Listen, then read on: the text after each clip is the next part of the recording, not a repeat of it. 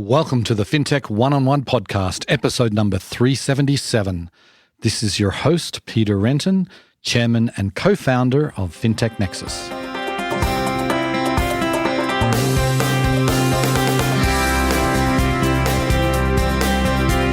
Before we get started, I want to remind you about our comprehensive news service. Fintech Nexus News not only covers the biggest fintech news stories, our daily newsletter delivers the 10 most important fintech stories into your inbox every morning. And we have special editions for Latin America as well as UK and Europe. Stay on top of fintech news by subscribing at news.fintechnexus.com/subscribe. Today on the show, I'm delighted to welcome Al Periu. He is the CEO of the US business at Zilch. Now, Zilch is a UK company. They've just recently expanded into the US. Al runs that operation, as I said. They are in the buy now, pay later space, and they've done very, very well in the UK. Al gives us some of the stats there that they've become a real force to be reckoned with in that market, and Al shares why he thinks that's going to happen here in the US as well. So we talk about all sorts of things in this episode. We talk about Al's history with many in the fintech space, know him from his funding circle days, which is obviously another UK business that expanded into the US. We talk about buy now, pay later in general, why consumers like it.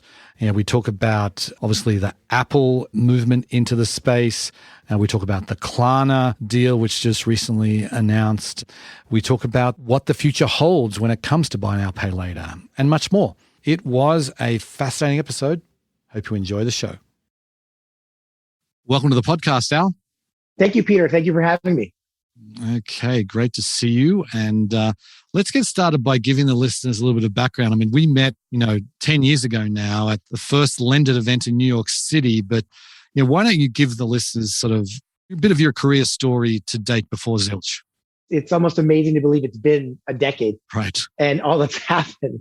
I started my career in investment banking and finance. I spent a decade there before joining the fintech industry fairly early in its infancy, along with you, as part of the early team at Endurance Lending Network, which was, if you recall, one of the earlier online lenders focused on SME. And that's really where we first met. And I think finally of all the people that are still in the industry from that first Lendit. Mm-hmm. We were acquired early on by Funding Circle, which was only UK based at the time, and then became their footprint in the US. I was the firm's first capital markets leader and helped scale and drive Funding Circle's capital markets program and bank partnerships globally. That took me to San Francisco after some time in New York. I had a front row seat to fintech scaling as a standalone industry over that period. Left Funding Circle after 4.5 years to found and run Neptune Financial, which went by Netfin, where we focus on building technology and providing loans to serve larger SMEs. And I'm very proud of what we built there. But ultimately, during COVID, with the government and private lenders really crowding the market with capital, the opportunity wasn't as large for this segment as when we first started the business. And I had a strong view that there would be a larger opportunity in consumer credit coming out of COVID. So connected with Zilch and joined them as CEO of their US business, actually celebrating, believe it or not, our 1-year anniversary last week. After Zilch acquired Netfin, we've built a foundation for Zilch's US business. So been a decade in New York, a decade in San Francisco, and I could not be more excited to actually relocate to Miami to scale Zilch USA here. So it's been an amazing ride so far, especially just being here in Miami, what I think is going to end up being a pretty exciting fintech hub. And you really see that enthusiasm and support from the local government as well. Miami is hot right now. A lot of people moving from the Bay Area. You're not alone, as I'm sure you realize. It really is, particularly around fintech and crypto. And you continue to see that momentum even with the current environment. Let's just talk a little bit about the Zilch acquisition. How did that come about? Did they find you? Did you find them? What was the story there? You find that the industry is very small. So Zilch did an incredible job scaling in its home market of the UK. And inevitably that leads to how do we start to scale in other markets? And of course, the US markets always should be on someone's plate. Phil, the CEO and founder of Zilch and the UK team, they're smart enough to know you can't lift and shift a product from one country to another. Many people have tried, and you've seen a lot of failures around that. So you need to understand the local market from a customer, from a regulatory perspective, and you need to find a team that's been through it. So, back to the industry being small, one of Zilch's senior advisors and actually chair of their audit committee is an investor I know from my Wall Street days. So we've always been in touch now for almost 2 decades at this point. And we would speak, particularly for the last 10 years, about just technological shifts happening across financial services. It's an interesting story now because Zilch was speaking to a few different candidates about launching the US business from scratch. And then Pavel, our audit chair, said, hey, speak with Al. He's been in the industry since its early days, has experience across many of the issues you're going to encounter to successfully scale in the US. So we got connected late in the process, actually. And I had several great conversations with Phil, with the board, and we just shared very similar views on the broader fintech industry, what I think is a massive opportunity to take share from revolving credit, and just overall, just the belief in good hard work and integrity. So then what they saw in us was good, strong base infrastructure. My experience is a key component, but a lot of the infrastructure we already had in place, from a regulatory perspective as well, having our California license really allows us to hit the ground running, and it really went from acquisition to live in the US in 8 months, which I think is pretty record time. It's interesting, at least from my perspective, you've gone through this once before. You had, Funding Circle was a British company, acquired Endurance Lending. I remember I was involved in that whole process because Samir and Lisa back in like 2012 or 2013, they asked me what I thought of you guys and we had a conversation about it. But anyway, you've went through this process where a British company acquired you before. How did that help with the Zilch acquisition?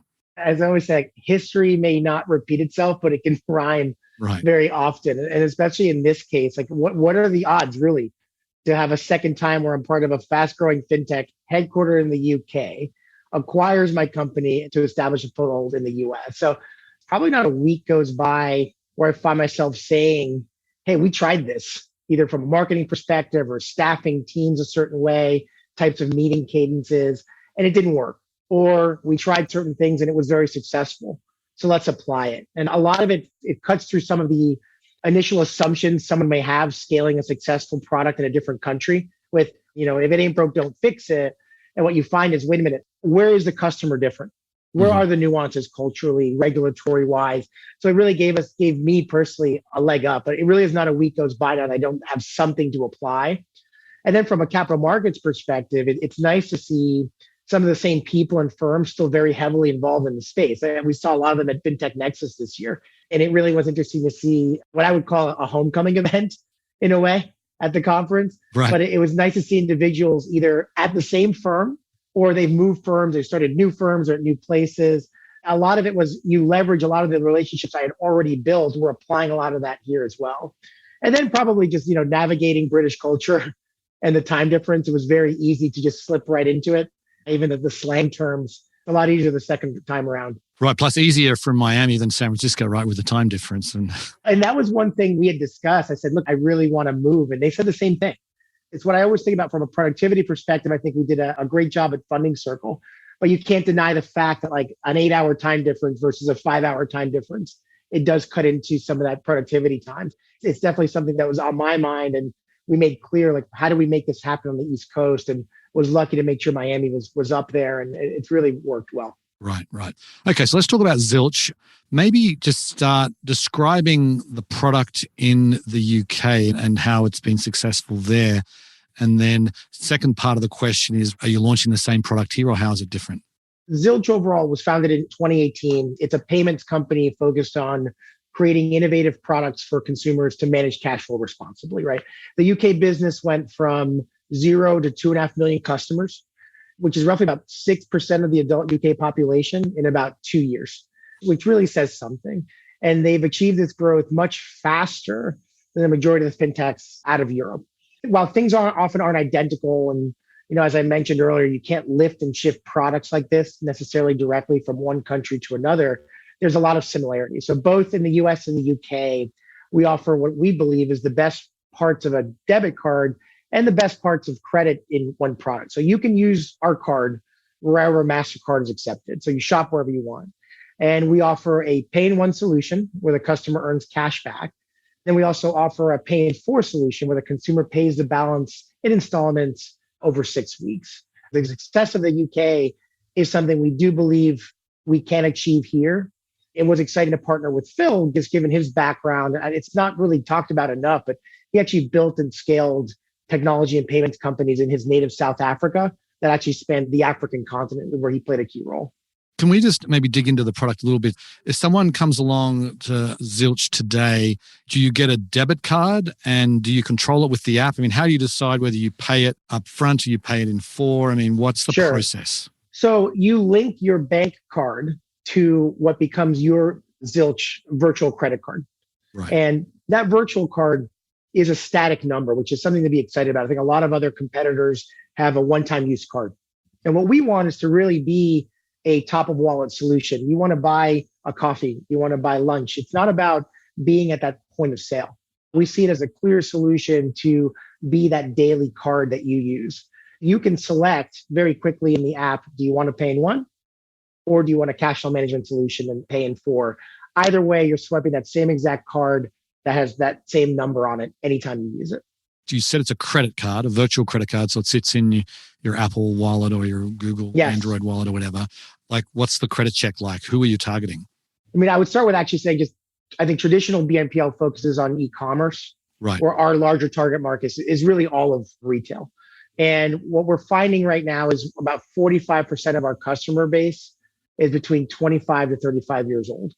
And that leaves a lot of room for people older than that are also using our product as well. So what we found is we're actually converting what I would say across a broad range, just because thematically, I think people are moving away from credit cards as there's more awareness around there are no interest rates tied to this product.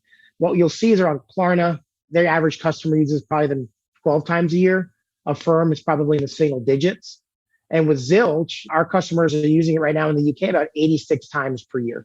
Wow. And in many instances, we're actually finding the app is used more often or open more often than Amazon is open because it's now becoming that top of wallet solution. And we really see a path to mimicking that here in the US.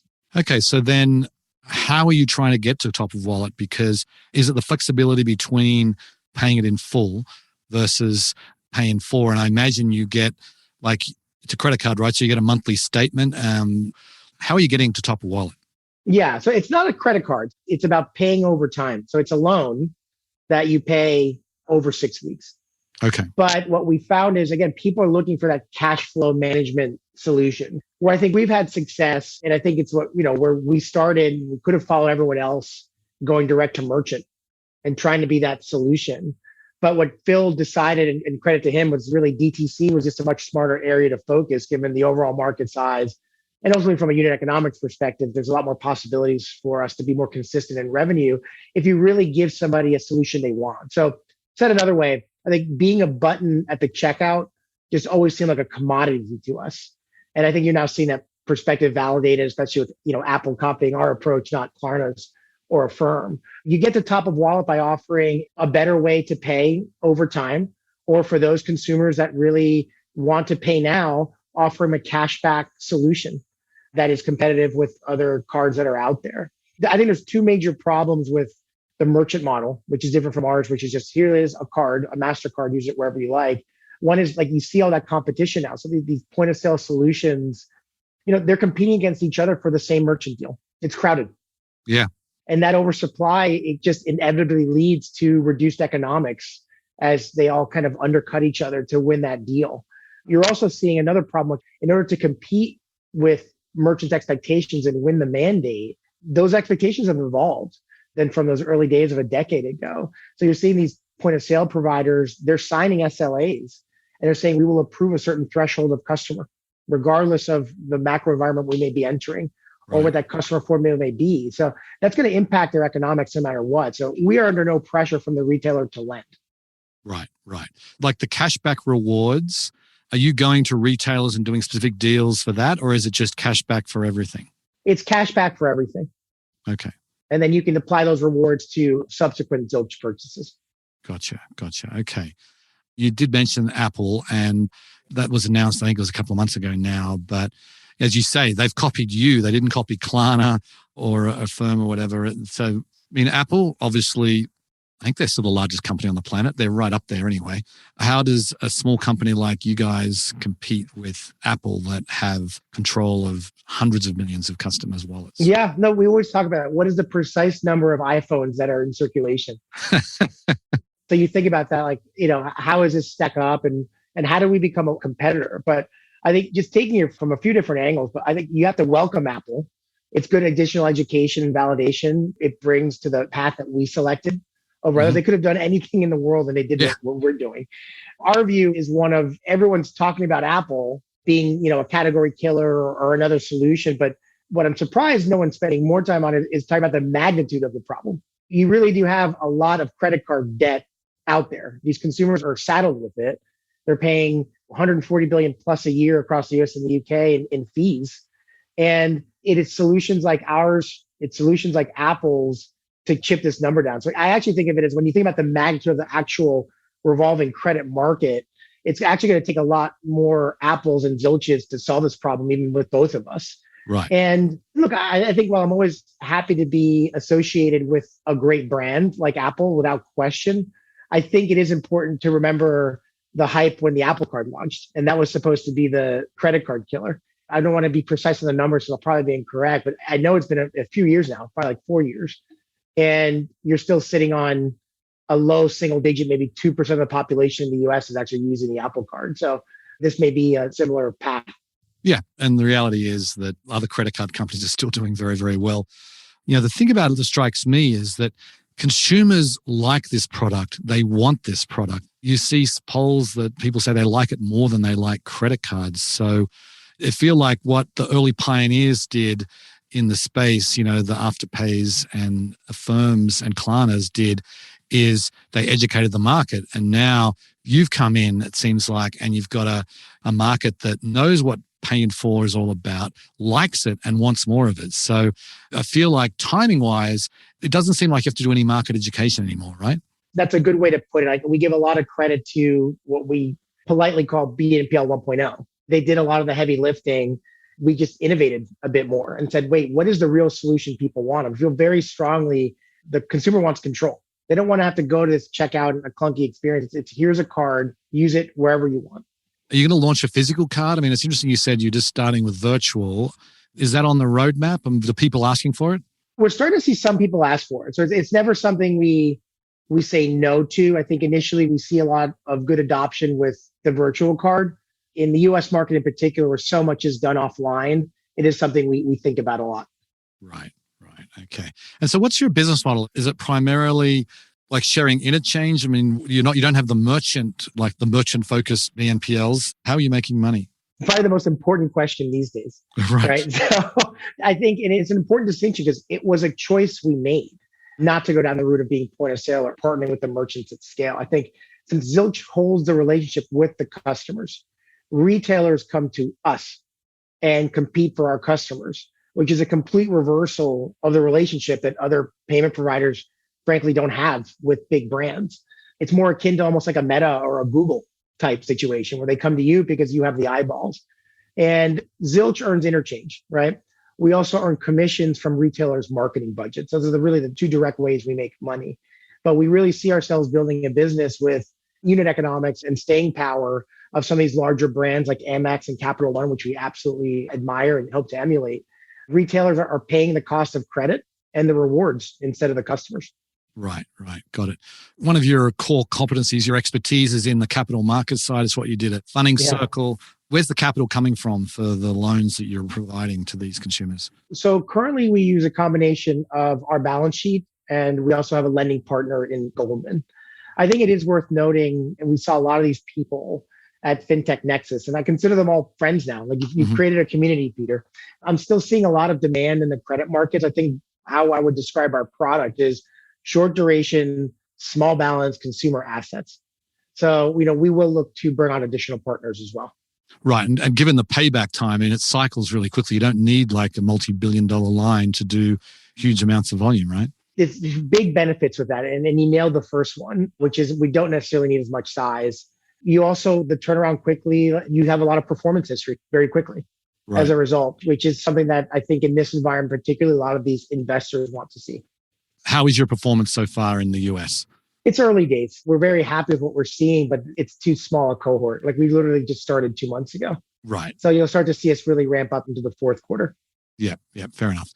Okay, I want to switch gears a little bit and talk about Congress because, as you say, consumers really like this product. So there's, you've got huge numbers of consumers are using buy now, pay later.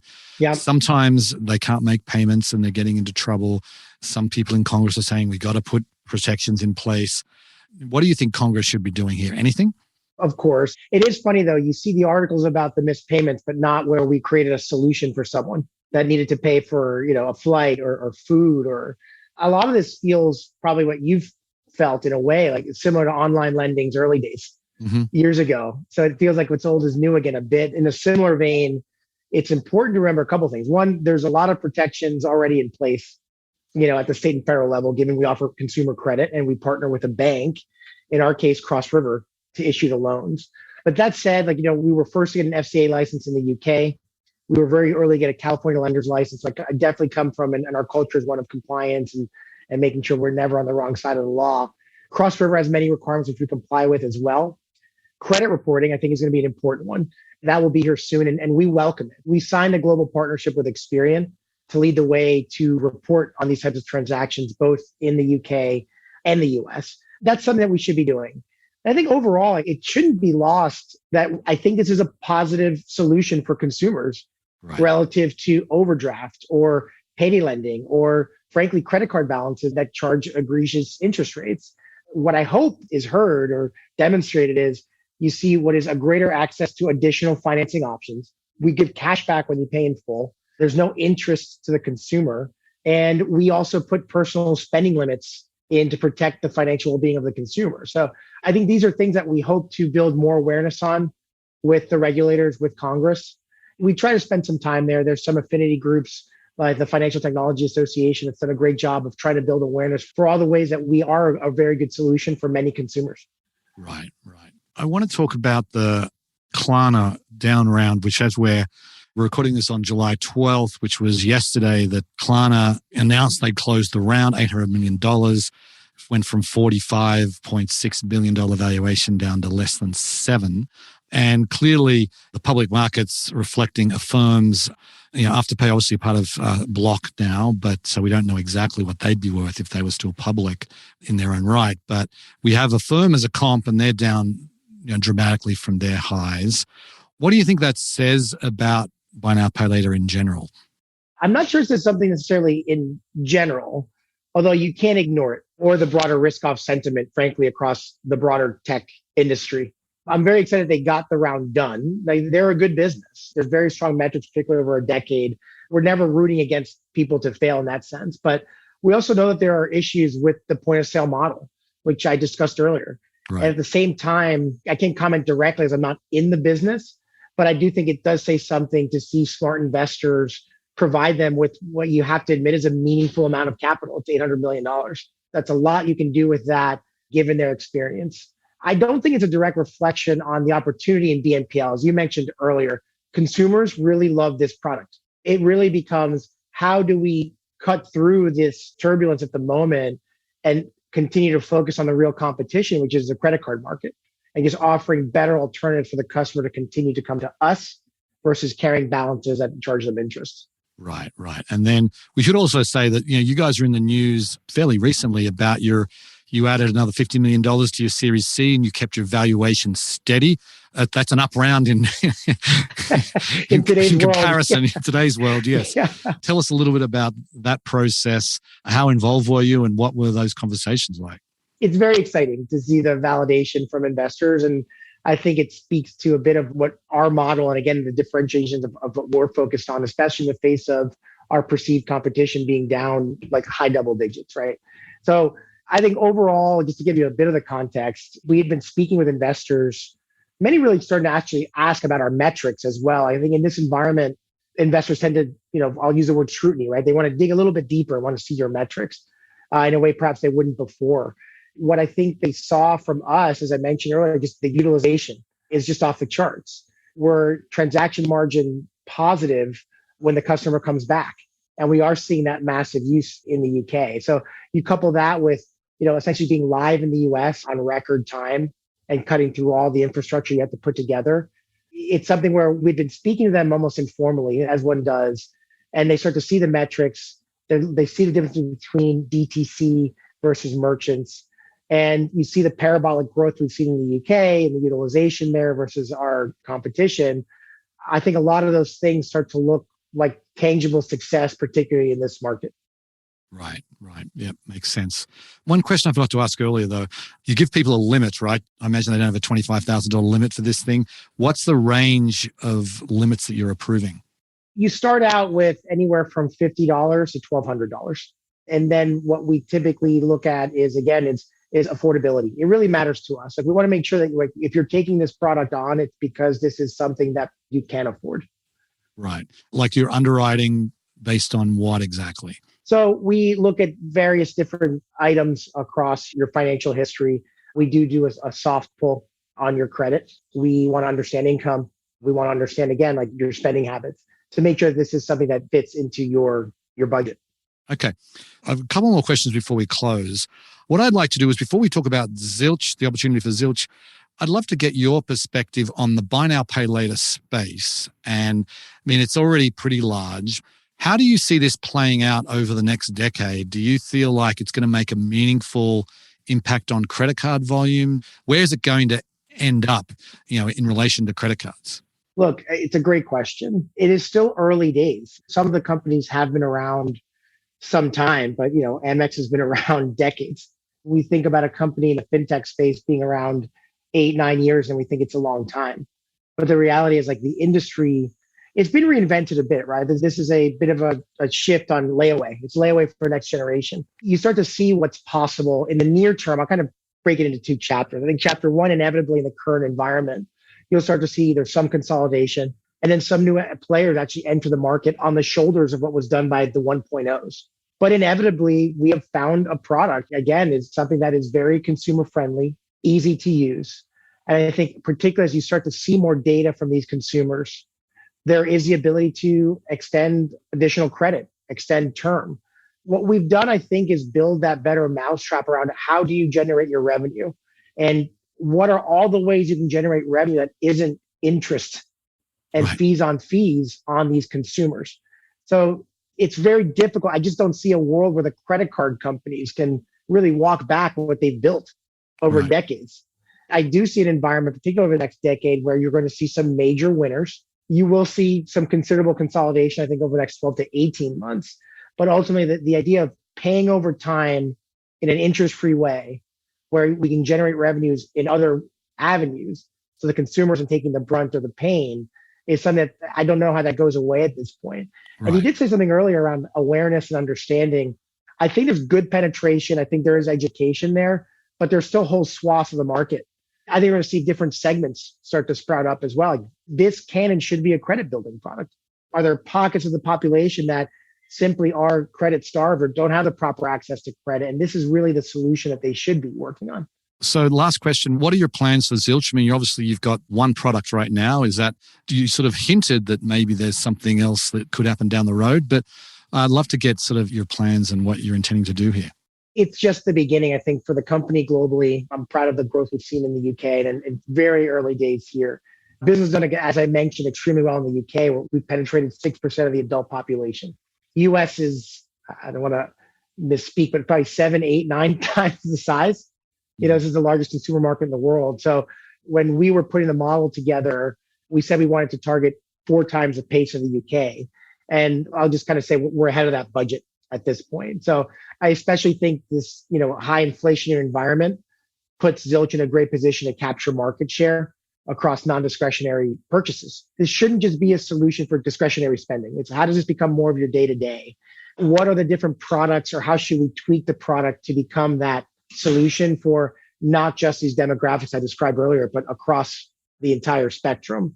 So I think much like the early fintech lenders, we're seeing this rhyme again, but I still think there's a lot of awareness out there. There's a lot of different products we could adapt, whether it's term, whether it's amounts, whether it's specific product areas we want to target. But all that points to how do we have millions of customers in the next 24 months? This is the largest market in the world. We were able to penetrate in record time in the UK, and we're following a lot of that playbook while making sure we're tweaking the product for this market. Okay, I will have to leave it there. Good luck. It's always great to chat with you, and all the best for Zilch. All the best to you as always, and I know I will see you soon. To say the buy now, pay later space is hot is still an understatement, despite the valuations that have come down in recent months. As I said, consumers love this product. I actually love the product as a way to kind of manage your cash flow for people who find it hard to discipline themselves with a credit card. And there's a lot of people out there with that mindset where they feel like they get a $20,000 credit limit, so they're just going to go and spend $20,000. With buy now, pay later, it's smaller amounts and it's more disciplined. People love the forced discipline of the Pay in 4 program. It's here to stay. Congress may act at some point, but they're not going to take it away. They may put some consumer protections in place, but buy now, pay later is here to stay, and I think that's a good thing.